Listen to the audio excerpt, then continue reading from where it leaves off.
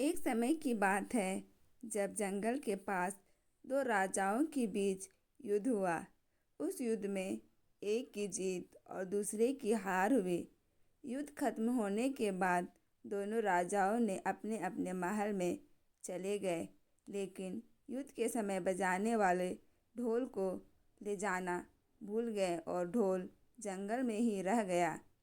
एक दिन तेज आंधी चली, जिसके कारण ढोल लुढ़क कर जंगल के पेड़ के पास जाकर अटक जाता है। जब भी तेज हवा चलती, पेड़ की टहनियाँ ढोल पर पड़ती तो ढम ढम की आवाज़ आने लगती थी। उसी जंगल में एक सियार खाना की तलाश में इधर उधर भटक रहा था और अचानक उसकी नज़र गाजर खा रहे खरगोश पर पड़ती है। सियार उसे शिकार बनाने के लिए सावधानी से आगे बढ़ता है।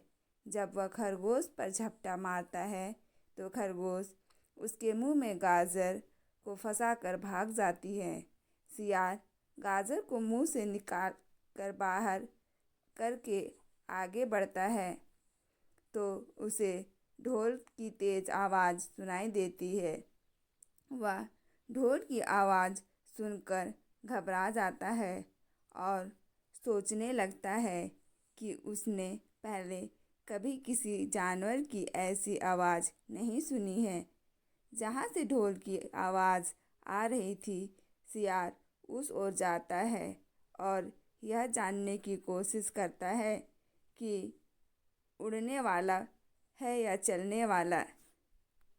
फिर वह ढोल के पास जाता है, उस पर हमला करने के लिए कूदता है तो ढम की आवाज़ आती है, जिसे सुनकर सियार छलांग लगाकर उतर जाता है और पेड़ के पीछे छिपकर देखने लगता है।